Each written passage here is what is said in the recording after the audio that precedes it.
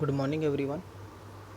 तो देखिए आज हम स्टीम पावर स्टेशन के अंदर देख रहे हैं कि न्यूमेरिकल्स किस तरीके के आते हैं, उसका सॉल्यूशन कैसे होगा। सबसे पहला न्यूमेरिकल है a steam power station has an overall efficiency of 20% and 0.6 kg of coal is burn per kilowatt hour of electrical energy generated.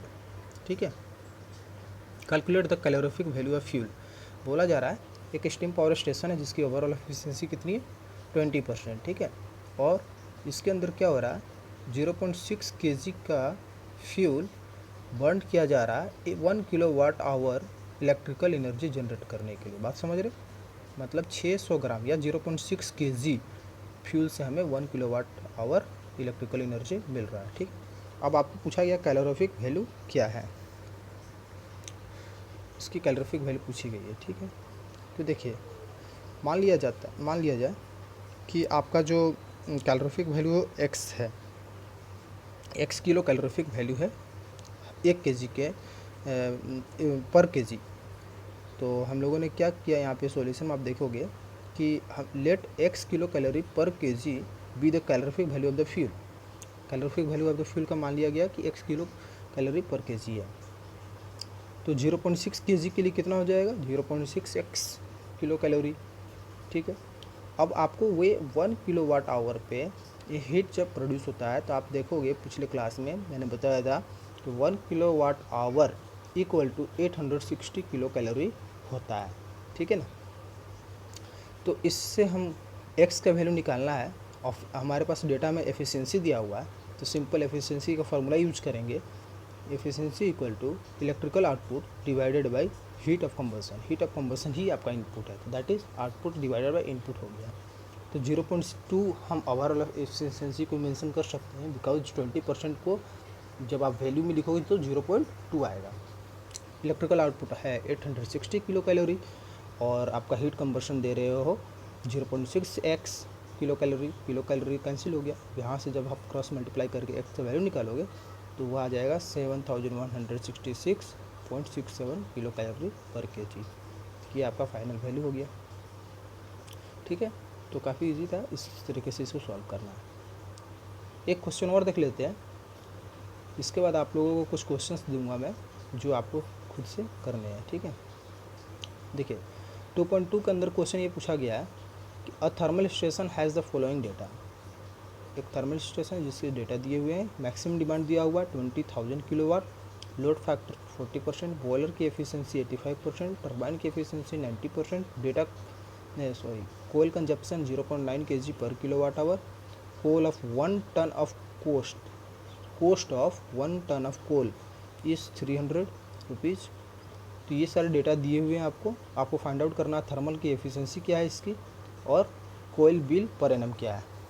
तो इसका देखिए थर्मल एफिशिएंसी का मतलब ये होता है कि स्टीम पावर स्टेशन की एफिशिएंसी, और उसकी एफिशिएंसी बस दो ही फैक्टर पे डिपेंड करता है, बॉयलर की एफिशिएंसी और टरबाइन की एफिशिएंसी, क्योंकि इन्हीं दोनों के मदद से आपका पूरा का पूरा प्लांट क्या आउटपुट देगा वो डिपेंड करता है। तो इन दोनों एफिशिएंसी को अगर आप मल्टीप्लाई कर देते हो जो रिजल्ट आएगा वही आपका थर्मल एफिशिएंसी कहलाएगा।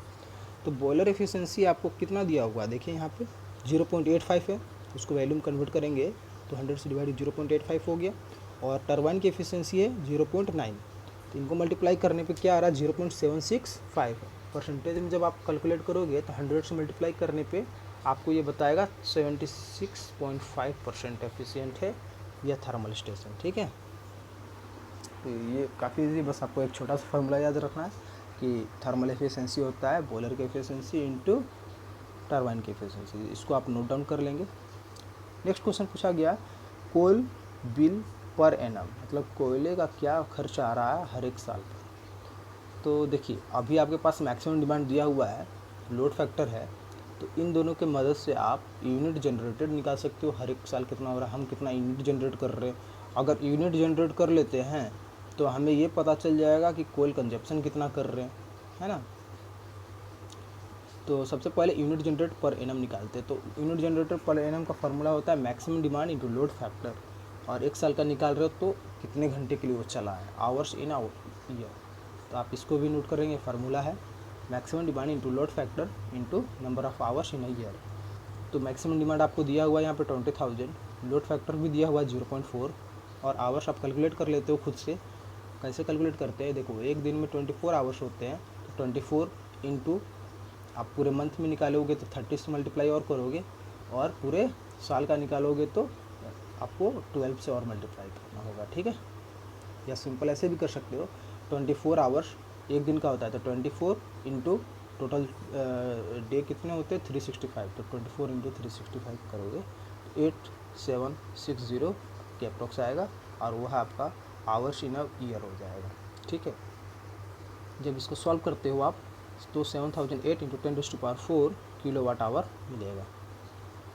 अब कोयल कंजप्शन पर एनम कितना हो गया यहाँ पे देखिए, तो आपका जो यूनिट जनरेट किए हो, किस यूनिट जनरेट जो आप किए हो वह, और कोयल कंजप्शन आपको ऑलरेडी दिया हुआ है 0.9 kg पर किलोवाट आवर, कोयल कंजप्शन दिया हुआ है, ठीक है ना। 1 किलोवाट आवर में आपको 0.9 kg लग रहा है कोयला, तो आपको ये बोला जा रहा है कि पर एनम कितना निकलेगा कोयल कंजप्शन पर एनम, मतलब हर एक साल पर।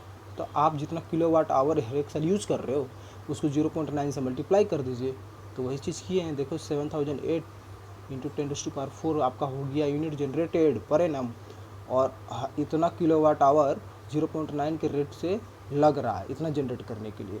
तो हर एक साल के लिए कितना कोयल खपत हो रहा है, तो 0.9 से मल्टीप्लाई कर देंगे, वो पता चल जाएगा कितना अपना केजी यूज़ हो रहा है कोयला, है ना।